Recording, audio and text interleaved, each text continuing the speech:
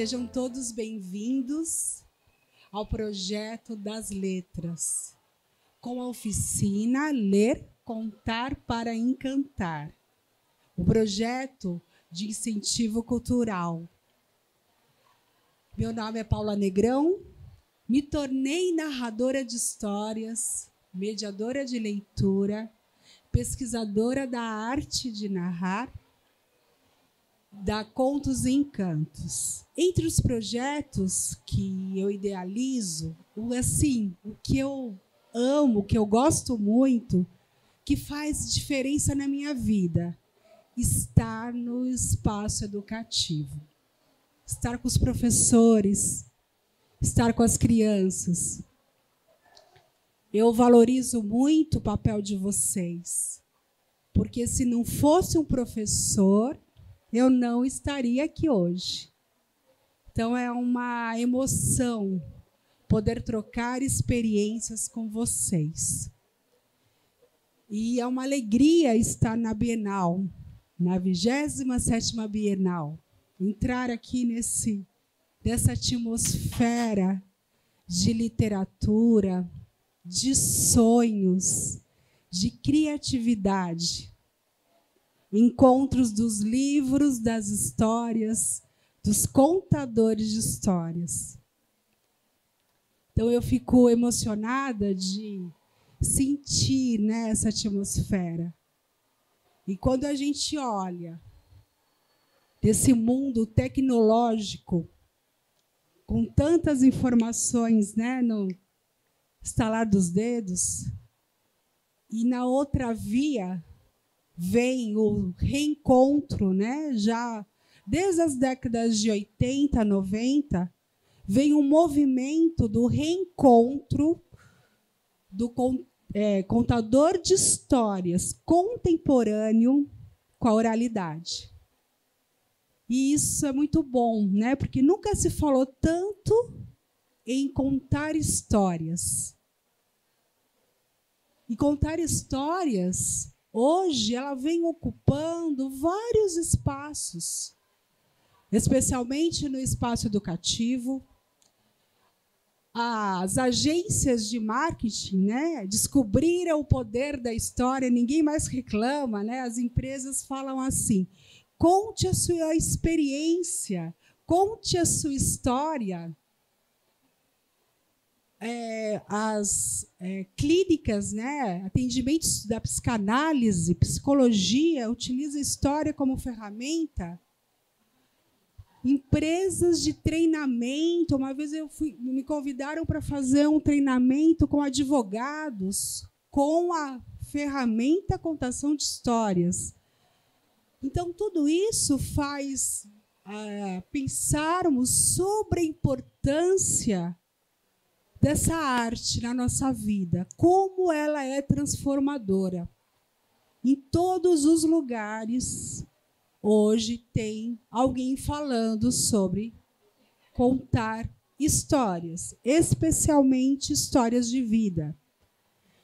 E aí, né, então vamos assim lembrar um pouquinho como que ela surgiu. Vocês devem saber mais do que eu, que começa, é uma arte milenar, antiga. Desde que o homem é homem, né, o mundo surge, o homem já se desenvolvia, né, se comunicava através de gestos, símbolos. Ele foi evoluindo até chegar à fala, e ele tinha a necessidade de se comunicar. Aquilo que ele não entendia, aquilo que ele não sabia, mas ele tinha aquela necessidade interna de compartilhar. E ele contava histórias, ele justificava aquilo que ele não sabia. Então, os nossos ancestrais deixaram uma herança maravilhosa para nós. Todos nós temos a capacidade de contar uma história. Alguém aqui conta uma história, já conta histórias? Eu não vou pedir para ninguém contar, é só para saber. Alguém já... então tá bom. Todos nós contamos. O mundo, né, o tempo foi passando e vem uma época, a importância, né, da oralidade, da palavra. Se nós voltarmos, pensarmos um pouquinho na época dos nossos avós, dos nossos bisavós, aquele tempo que a gente tinha tempo, né? Não tinha WhatsApp, não tinha nada, as pessoas conversavam. E esses contadores da tradição oral, que para mim são os mestres, eles nos deixam tantos ensinamentos porque eles contavam histórias assim, instantaneamente. Não precisavam fazer aquecimento vocal, não precisavam pôr uma roupa diferente. Eles, de uma forma muito natural, saíam uma história. Lições de sabedoria, ensinamentos. E essas histórias eram contadas em vários momentos. Ali no fogão a lenha, na varanda, em dia de lua cheia. Não sei se alguém tem uma memória, lembra de alguma situação, de uma pessoa que tenha mais idade e ouvia na infância alguém contando histórias. E eu lembro que o meu avô, ele também contava histórias.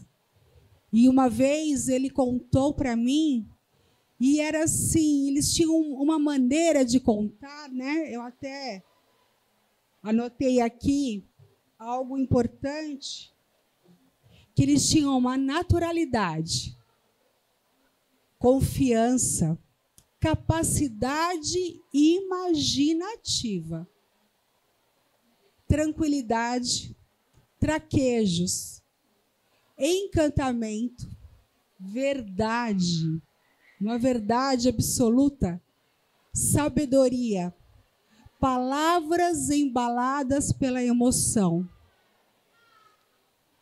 Traziam as cantigas, os ditados, rimas, parlendas, versos, de uma forma muito natural. E nem sempre eles eram alfabetizados. Eles não tinham, alguns deles não tinham possibilidade de ter ido para a escola. E eu lembro que o meu avô, certa vez, me contou que viu Saci Pererê. Mas com uma verdade, com uma descrição, que eu lembro que eu vi o Saci Pererê pela narrativa dele. E por muito tempo eu acreditei. Então eu trago isso como exemplo por essa riqueza dessa tradição oral que vem se perdendo, né? Que a gente não pode deixar que essas histórias vão embora.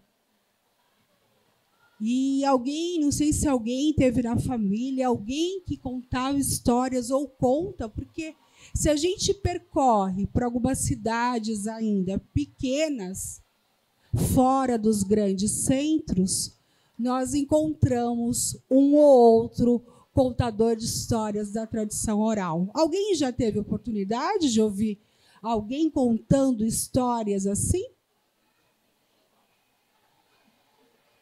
É magnífico, né?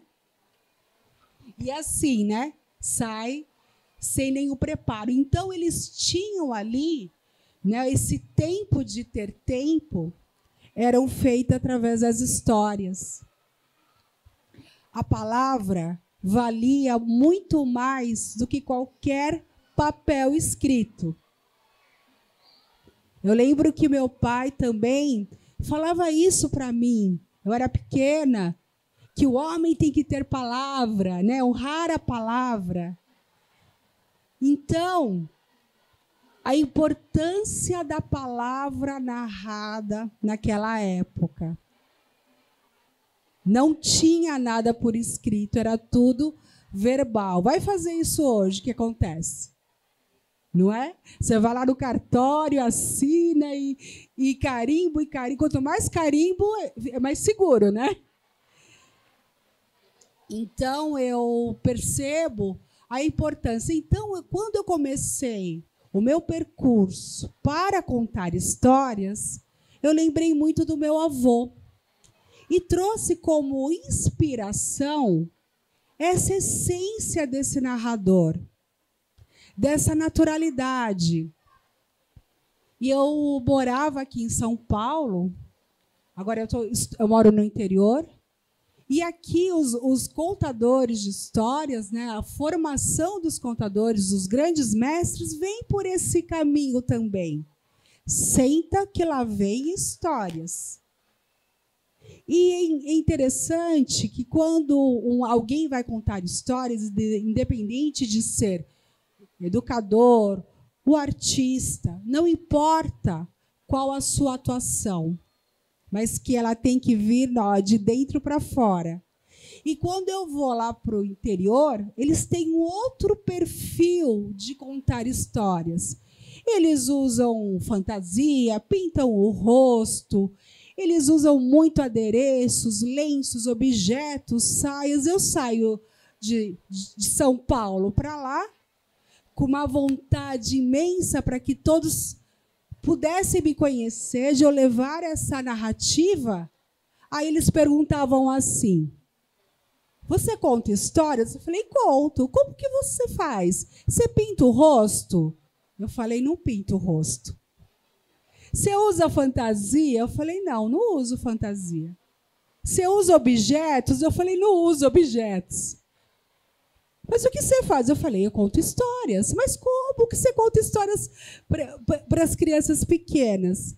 E eu fui aos poucos, eu até levava no começo para não ficar chato, punha na mesa lá os objetos, mas dentro daquilo que eu aprendi, eles ficavam só ali, né? Eu não usava, só para dizer que eu tinha alguma coisa. Mas aí eu fui mostrando a possibilidade que a gente pode contar histórias, que é muito rico quando você promove uma leitura, uma contação de histórias, para que o público, os alunos, possam criar a sua própria história, criando suas próprias imagens, incentivando o foco, a atenção e a concentração.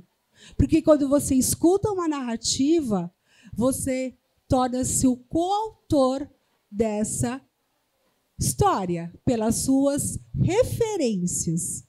E aí eles começaram a entender o que eu estava falando. E, por sorte, foi dando certo, né? Ainda bem, já pensou? De tanto percurso, ensaio, né? Formação, com os meus queridos mestres. E aí eles me convidam para fazer parte da formação do Centro de Estudo de Campinas. Falei: ufa! E aí nós fomos inserindo, especialmente para a educação infantil, a possibilidade dos professores contarem histórias sem objetos, sem, né, tantos cenários, simplesmente pela palavra narrada. É fácil e é muito bom, que não precisa fazer tantas coisas. Então, foi um desafio muito grande, mas é muito bom a gente poder compartilhar. E falando dos grandes mestres, né, além do meu avô, dessa tradição oral, que eu procuro me aproximar para contar histórias, vêm os professores, né, os grandes mestres da arte de narrar histórias. E como que... não sei se vocês já pensaram nisso, né? Como nós, artistas, né, é mais difícil a gente ocupar o lugar de professor. Mas o professor, o caminho é livre para ele se contar histórias sem livros de uma maneira que possa acolher melhor, de ter um encontro com os alunos no reino imaginativo, para que eles possam caminhar com vocês junto com as histórias. Então, como começa esse processo de a gente sair da nossa área, né, de conforto e encontrar o nosso narrador? E a Regina Machado, vocês já ouviram falar da pesquisadora da USP, Regina Machado, que ela é contadora de histórias, e ela tem esse livro, Acordais, Fundamentos Teóricos e Poéticos da Arte de Narrar Histórias. E ela faz uma reflexão, né? Antes de a gente pensar como que eu vou contar histórias. Ela faz a seguinte reflexão: por que eu quero contar histórias? Então, quando a gente pensa nisso, vem uma resposta. Eu sou mãe, eu vou contar histórias para o meu filho. Eu sou educador, eu sou artista, eu estou na empresa. E cada resposta vai te mover para um caminho, vai te levar para algum lugar, para que você se desafie, para que você procure novas possibilidades, saia da área de conforto e encontre dentro de você os seus melhores potenciais, suas habilidades, para que possa promover aquele momento de escuta, sentindo a história. Você poder abstraí-la para poder contar. Então, quando eu fiz essa resposta, fiz essa pergunta, eu lembro que a primeira pessoa que eu vi contando histórias, que me deu esse despertar, foi o Ilan. Eu fazia parte do projeto Vive e Deixe Viver, contando histórias para crianças hospitalizadas. E eu nem sabia, isso foi alguns aninhos atrás, né, só uns 20 anos, e eu não sabia o que era, eu queria fazer um trabalho voluntário. E eu comecei a perceber que eu mudei. Comecei a ficar com foco, atenção, criativa. Comecei a ter paciência com todo mundo, ouvir. E aí eu fiquei assim, né? Eu falei, que é isso que eu estou me mudando? Não sou eu mais, né? Outra pessoa. Eu falei que foi um divisor de águas. E entre essas, nesse processo do Viva, o William foi lá, da formação para os voluntários. E quando eu vi ele contando histórias, falei, gente, eu quero. Rápido, né? Uma ansiedade de querer chegar no lugar que ele já estava, não por inveja, nada, mas esse desempenho, essa habilidade. E eu falei assim, mestre, por favor, me fala onde um curso, uma faculdade, para eu poder me aprofundar. Daí ele olhou bem para mim, deu uma risada. Se tiver faculdade, você foge, hein? Tem um começo, mas não tem o fim. A gente vai se aprimorando, a gente vai pegando conhecimento, informação de várias pessoas, de várias vozes, para montar o seu próprio, para construir, elaborar o seu narrador. E aquilo eu achei tão estranho, né? Falei, como que não tem faculdade? E aí eu percebi que ao longo de cada formação, de cada conversa, de cada escuta, eu ia me modificando.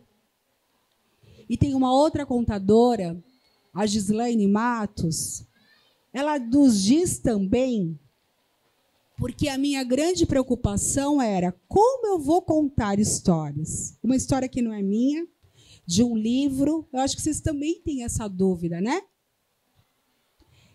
Não tem? Como que eu vou abstrair essa história? Paula, não vai me falar que eu tenho que estudar um mês para contar a minha história. Eu tenho aula de manhã, eu tenho aula à tarde, eu tenho minha sogra, eu tenho meu filho, eu tenho meu marido, eu tenho cachorro, periquito, papagaio. Como que eu vou estudar? É possível? Então, e a Gislaine, ela traz uma definição bem bacana. Eu queria até, para não mudar uma palavrinha, né? Ela fala assim: a performance narrativa, chique, né, essa palavra? Eu falei, eu vou lá falar umas palavras bonitas. É a contação de histórias, né? Como que a gente faz? Inicia com o processo de assimilação daquilo que pretende contar. Apropriar-se de uma história é processá-la no interior de si mesmo e deixar-se impregnar de tal forma para que todos os sentidos possam ser aguçados. Difícil ou fácil? Olha, se eu perguntar para vocês, fala sobre sua sogra, quero ver, todo mundo vai contar histórias aqui em todos os detalhes. Não vai, não vai?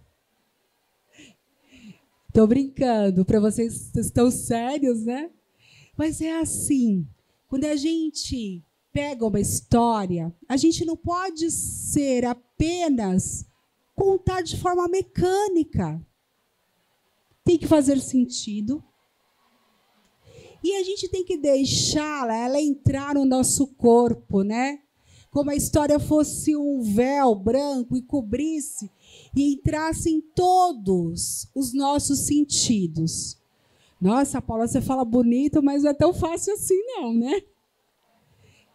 Então, eu vou dar um exemplo que quando eu comecei a contar histórias, eu queria já ler e já poder abstrair. E eu comecei com histórias curtas e com histórias que eu já conhecia. Como que é esse se apropriar-se, né? Então, a gente pega a história como ela fosse sua. Alguém aqui tem histórias de vida? Temos, né? Estão todas guardadinhas nas nossas caixinhas. E essas memórias de vida, essas histórias de vida, elas nos ajudam muito para quem quer contar histórias. É um exercício que nos leva à imaginação, à emoção, aos sentidos. Essa parte sensorial, né, que a gente relembra uma memória. E quando nós contamos uma história que não é nossa, de um livro, aí fica diferente, fica difícil, né, Paula? Como que eu vou fazer? Não é minha? Mas aí a gente vai ter que buscar essa disposição interna que tem de nós, lembrar lá da Regina Machado. É lembrar da Regina Machado que qual que é a minha intenção de contar histórias? Todo mundo aqui não quer contar história? Os alunos fiquem lá, ou já ficam, né? Aí você fala, não, eu vou sair da minha área de conforto. Eu vou fazer algo diferente. Então, eu vou ali abstrair. Então, como a história pegasse na sua mão e convidasse você para entrar dentro dela, para você passear pela história. Aí a gente vai lembrar da professora, né? Eu adoro lembrar do tempo de escola, do caderno. Para eu estudar história, eu tenho um caderno, lápis colorido, letra caprichada. Eu não esqueço. E a gente vai fazer aquelas perguntas, a estrutura narrativa. Não sei se vocês, né? Se eu errar, se tiver algum professor da língua portuguesa aqui, por favor. Onde, né? Quem? Como? Começo, meio e fim. E aí você vai descobrindo a história. Você vai levantando as camadas nas entrelinhas. E nós criamos essas telas mentais. Ô, Paulo, agora você está em aula de meditação. Não, eu estou na aula de contação de histórias. Cria aquela, como se a gente estivesse no cinema. Você vai imaginar essas telas mentais quando você lê o texto. E eu falo que todo contador de histórias, quem quer contar histórias, tem que colecionar memórias. Memórias suas e memórias dos outros. Eu adoro escutar conversa. Não sou fofoqueira, gente. Mas alguém está conversando, eu não fui mãe. E adoro ouvir conversa de grávida, de mãe. Como eu vou contar histórias de uma experiência que eu não tive? Eu tenho que ouvir dos outros. E eu vou aguardando, né? Então, a gente observa, a gente escuta. E quando a história está boa, você tem que ir embora. Aí você fica ali, né, para ouvir, e você vai guardando nas suas emoções. E quando você pega um texto, e aquela estrutura narrativa passa por um perfil, né, por um caminho que você já tem uma referência. E aí, quando você vai contar, eu vou lembrar dos professores olhando para mim, dizendo, não, Paula, você está indo bem, é isso mesmo. Né? Desse momento especial. Então, você aciona toda a sua parte sensorial. Então, esse é um dos processos que a gente faz para contar histórias. Essa aproximação, tanto para a leitura quanto para a escrita, para a narrativa. Principalmente a leitura, né? A gente vai ler antes de conhecer as histórias. Então, é essencial. E como que eu vou contar? Como será que eu vou contar essa história? Né? Eu já sei, eu já decorei, não. Eu já me apropriei, eu já estudei, contei, eu sei andar por ela, sei o momento crucial dessa narrativa. E sabe o que é mais interessante? Que eu ouvi num curso, que nós nunca estamos prontos. E isso dá uma tranquilidade, porque essa história que eu estou contando hoje vai estar de um jeito, amanhã vai estar de outro, e lá na frente vai estar melhor ainda. Então, a gente tem que ficar muito tranquilo em relação a isso. E a melhor parte de contar histórias, sabe qual é? A prática. É pela prática que a gente vai se aperfeiçoar. E a gente usa os recursos internos e externos. Os internos, e sabe o que é bacana, diferente do teatro? Que me deixa muito feliz, que eu não preciso ser o outro. Eu posso ser eu mesma. Mas como que eu sei o que eu tenho para oferecer para a história? Será que eu me conheço? Vocês sabem quem são vocês? Quem eu sou? Os talentos e habilidades que eu tenho para contar histórias. Eu sei que eu não tenho habilidade vocal. Isso não é meu. Eu tenho que buscar. Mas eu tenho encantamento, eu tenho imaginação, eu tenho facilidade de gestos, eu tenho corpo, meu corpo. E todo mundo tem essa capacidade de trazer algo diferente dentro da sala de aula. Mas precisa se conhecer. Vocês já puseram o espelho lá na frente de vocês? Quem eu sou? Aí vocês falam assim, nossa, agora eu estou mais bonita, né? Vocês saberem quais são as habilidades que vocês têm e o que vocês podem encontrar também de novo nesse trabalho com as narrativas de histórias. Então, só para a gente concluir essa parte, a gente vai fazer um outro percurso, é a gente poder saber que os recursos internos, o principal, né, é a visão, o olhar, a escuta, a voz, o corpo, o gesto, a imaginação, a criatividade, a sua capacidade de você se concentrar. E quando a gente está contando histórias, a gente tem que ter a escuta. Treinar, a gente não escuta, a gente não tem mais paciência. E a contação de histórias nos traz isso. Saber como eu contei, para depois eu ir lá em casa me aprimorar. Mas eu estou trazendo para vocês todo o percurso. Não é obrigada a fazer tudo, não. Estou brincando, mas assim, como é esse processo da arte de contar. E quando a gente conta com objetos, alguém gosta aqui de contar histórias utilizando os recursos materiais? É bom, né? Mas ele é tão perigoso. E qual que é o caminho interessante quando a gente conta com os objetos? Que nos ajuda muito a gente saber bem a história. A gente contar a história sabendo bem como ela é. Para depois a gente ter a liberdade de manipular os objetos. Que quando você consegue andar pela história sem tropeçar, você tem essa liberdade. Mas há um detalhe que eu acho muito importante, a gente lembrar quem é a protagonista ali, quem é a principal é a história. Que o objeto ele não deve sobrepor aquela narrativa. Ele apenas complementar e ilustrar, a não ser que seja um outro formato, que seja um teatro de fantoche, que ali tenha um elemento que é importante. Mas a gente deve ter o cuidado com as crianças de ter isso.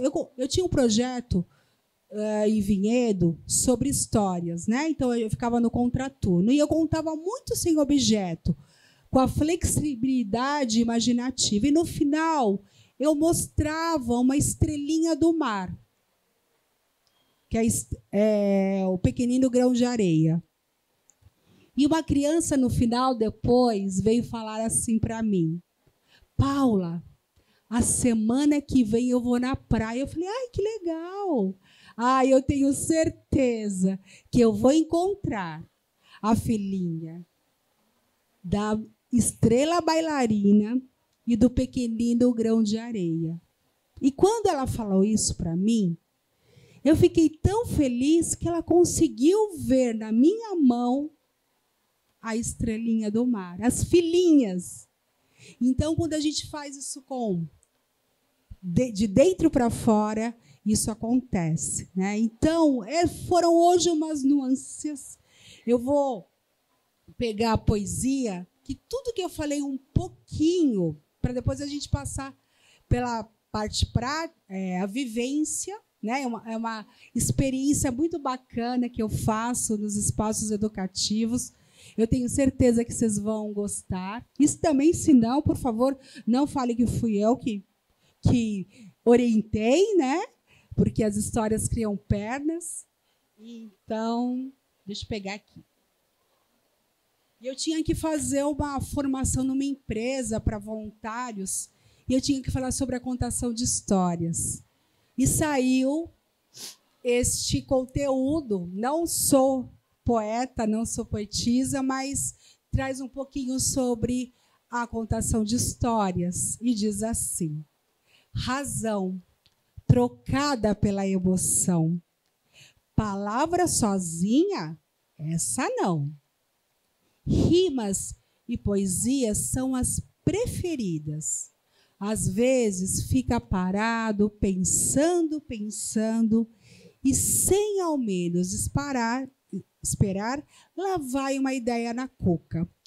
Em questão de segundos, cria um monte de coisas novas. Tudo se transforma dentro da história. Papel, fita, lata, caixa. Tem um porta-treco com tudo que imagina e um compartimento para encantamento e poesia. Curiosidade é a sua maior qualidade. Ler, então, nem se fala. Saboreie um livro como se fosse seu prato favorito. Gosta de frequentar biblioteca, livraria, cinema, teatro e, principalmente, rodas de histórias. Na varanda, a mesa está sempre pronta, com delicioso chá com bolo de fubá. E nunca pode faltar um bocadinho de prosa com a pessoa que mais gosta. Que delícia! Quando essa história fica sempre na memória. Contar histórias tem 1000 segredos guardados às 7 chaves na mala de um contador de histórias. Obrigada. Este papel, essa poesia aqui, traz um pouquinho de tudo que eu falei muito rápido, com vocês, essas nuances, esses caminhos curtinhos que por onde eu passei. E esse narrador, essa maneira de contar histórias, não tem uma receita pronta, não tem um manual, está dentro de cada um. Por que será, Porque somos diferentes e cada um imprime, como contador de histórias, não como ator, a sua essência, o seu jeito de ser. E agora eu gostaria de convidar vocês para a gente fazer uma vivência. Só eu falo, vocês ficam olhando, para a gente partir para um momento gostoso. E aí a gente fazer um exercício de memórias afetivas. Todo mundo, não sei se vocês já fizeram em casa de vocês, que na minha casa tem, mas eu acho que de vocês não tem, porque são aquela caixa antiga, com fotografia, que fica lá em cima do armário, cheio de poeira. Tem. E é uma delícia, quando a gente faz um café, um bolo, e começa a revisitar essas imagens, que são nossas histórias. E a gente separa as boas e vai lembrar quem estava, com quem estava, a emoção que a gente sentiu, que tempo que era esse. E hoje, como a Regina Machado fala, a gente não tem mais esses tempos fundamentais da vida. O que será, tempo fundamental? Conversar com uma pessoa que você gosta muito, que não vê, e não é pelo WhatsApp, não, hein, gente? É alguém, quando alguém liga, a gente não pode mais visitar ninguém. Hoje a gente não, isso virou demodê, quase. Então ela fala, de que é importante a gente ter esses tempos fundamentais da vida com as pessoas que a gente mais gosta. O que é importante não é as coisas funcionais. E isso nos leva a um lugar especial, um lugar que a gente revisita nossas histórias. E para quem quer contar, a gente consegue abstrair essas emoções. Então, agora, tem um papelzinho que a gente distribuiu e a gente faz umas perguntas. E a gente vai fazer um exercício da prática de revisitar esses lugares. E é bacana que, quando a gente faz isso, o que vem na nossa mente é o que vale, assim, Porque às vezes fala assim, vem alguma coisa, eu não quero isso. E vai lá e procura outra coisa, não é assim? E se vocês pudessem, assim, se silenciar, aqueles tempos que não tinha televisão, rádio, aquela calma, poder revisitar essas memórias, aí se puder fazer uma letra caprichada, e todos têm aqui, porque são professores, e colocar o nome, ou da maneira que gosta de ser chamado, o sonho de vida, uma realização, um momento de emoção, aquele que te marcou, que você não esquece até hoje. E qual era a história que você mais gostava de ler ou ouvir na infância? Como era isso? Que momento era esse? Caso você não teve esse momento, pode ser uma brincadeira, pode ser um brinquedo, mas um momento da infância especial para você. E uma pérola preciosa. Essa pérola preciosa é uma metáfora, né? Algo também muito especial. Eu falo que a minha pérola preciosa foi quando eu encontrei as narrativas de histórias, que a minha vida mudou totalmente. Então, é um momento muito especial. Então, como foi? Foi fácil passar por esse caminho? Revisitar essas memórias? Não? Algumas pessoas têm algumas facilidades e sentem tudo, né? Cheiro, barulho, tato. E então fica bem bacana. Agora eu gostaria de convidar voluntários, quem quiser vir aqui me ajudar a fazer essa atividade, vai ser muito bom. Quem gostaria de vir aqui? De me ajudar a passar por essa experiência. Olha, vocês deixaram o número do Pix lá fora? Não pediram? Eu queria convidar vocês para que pudessem vir aqui, pegar um papelzinho. É fácil, gente. Não tem problema. Vem.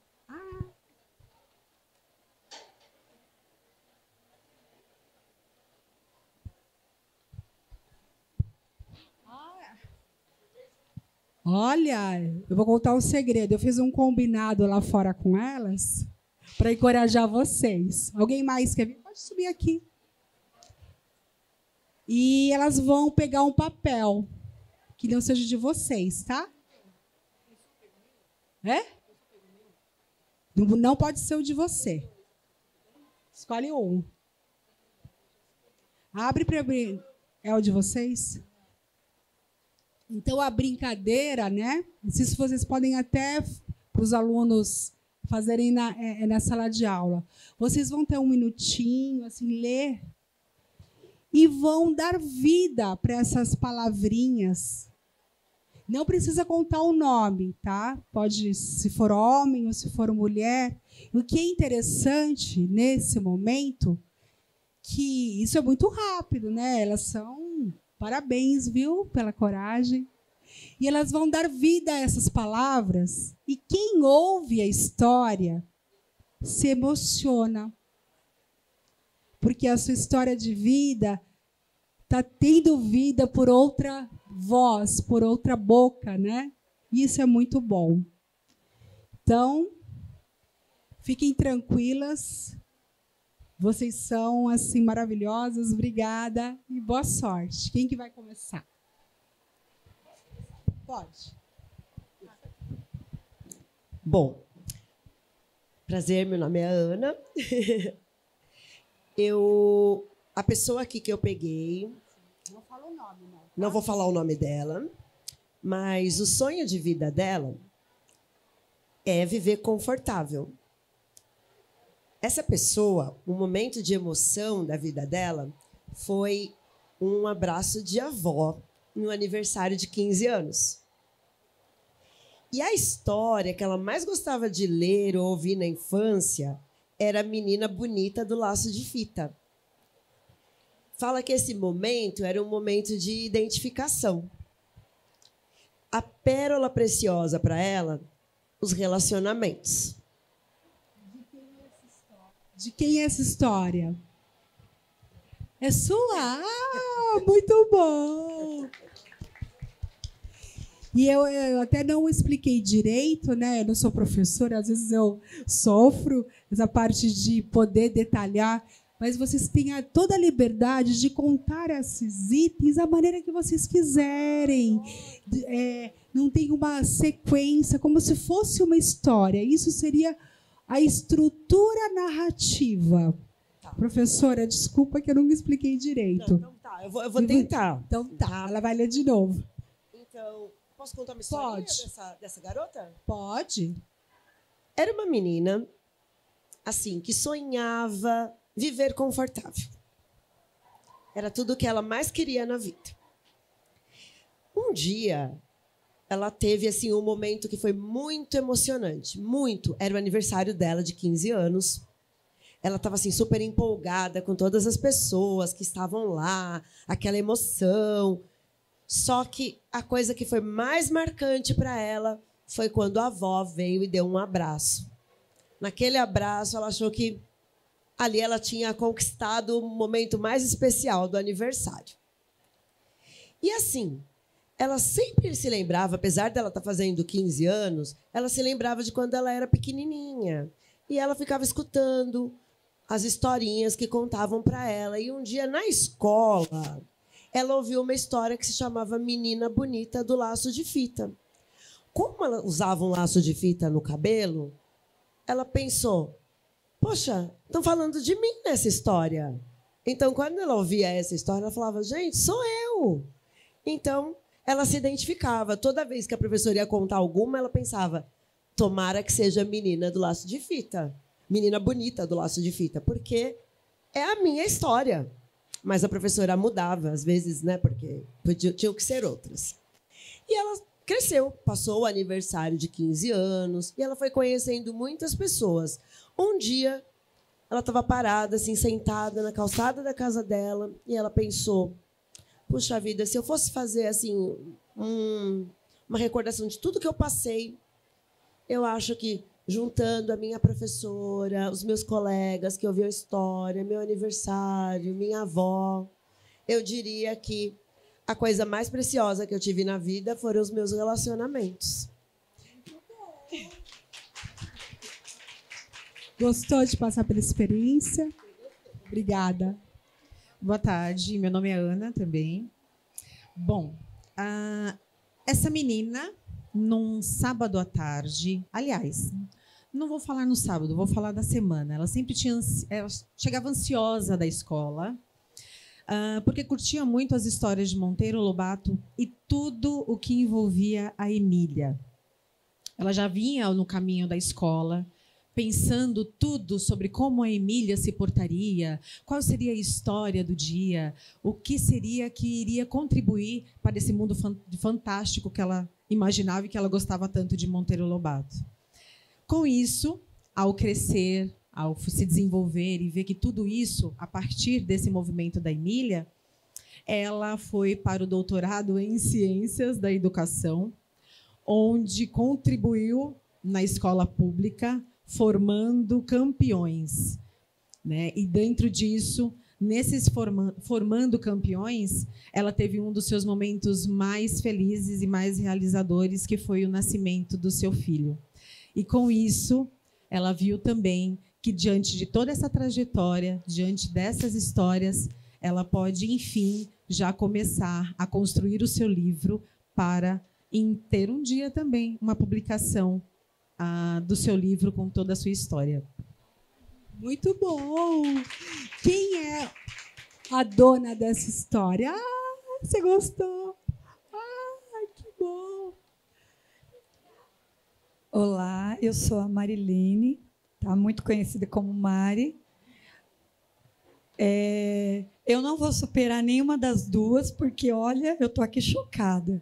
A história que eu peguei aqui, deixa eu botar o óculos. Conta essa história, ela vai relatar a vida de uma professora, hoje formada. Mas essa professora, não foi fácil as coisas para ela. Eu não sei direito se era porque a família não apoiava, mas ela fez faculdade de escondido, Gente, vocês imaginam o que é isso? Fazer 4 anos, 3 anos e meio, não sei, né? A minha foi de 3 anos e meio, escondida dos pais. Né? Eu não sei se, de repente, ela não tinha esse apoio da família. Né? E ela fez, se realizou, né? Depois ela casou, teve filho. E esse filho que ela teve é um filho que, na verdade, ela não teve filho. Marcou a vida dela. Gente, tem que começar de novo. Vamos lá. Tá bom? Minha primeira sobrinha, porque eu não tive irmãs. Pode ser demais. Pode ser. Então é isso. Então, bora lá.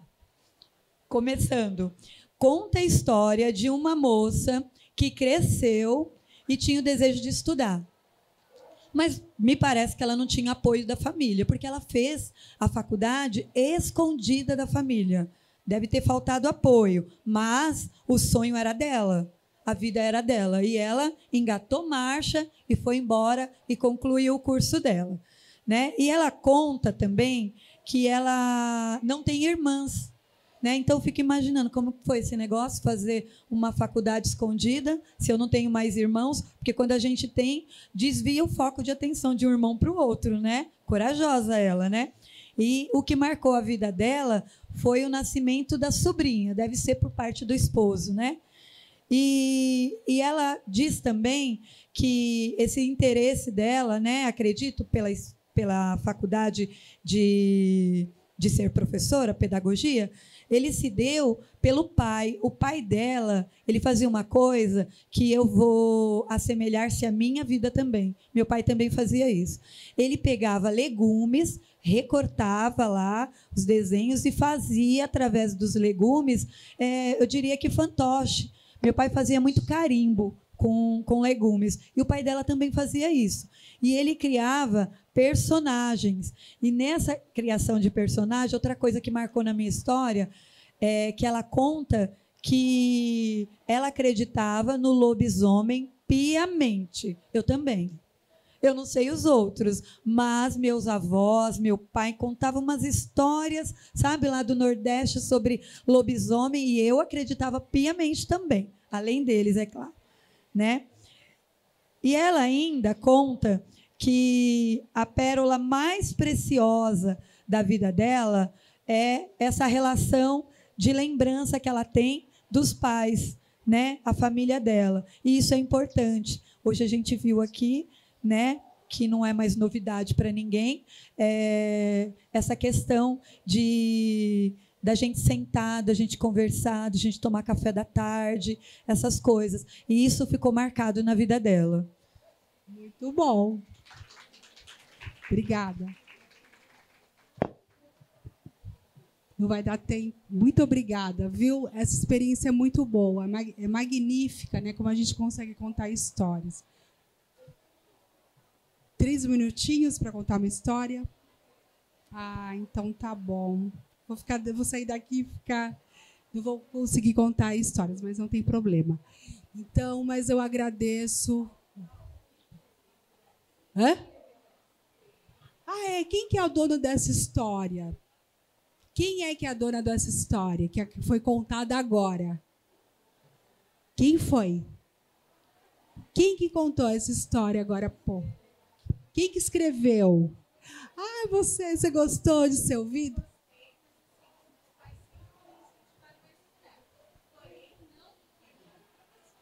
Não queria o professor. Entendi. Uhum. Mas é assim, essa vivência nos abre as portas. Como é fácil a gente contar histórias. Você viu? Em 1 minutinho. Então, essa foi minha contribuição. Espero que vocês tenham gostado. Né? E a gente se encontra. Né? Eu vou levar os papeizinhos e vou contar essas histórias e vou mandando. E a gente manda depois aí para a rede. E eu vou contando essas histórias. Tá bom? Se gostaram, muito bem. Se não gostaram, não fui eu que contei. Obrigada. Até a próxima.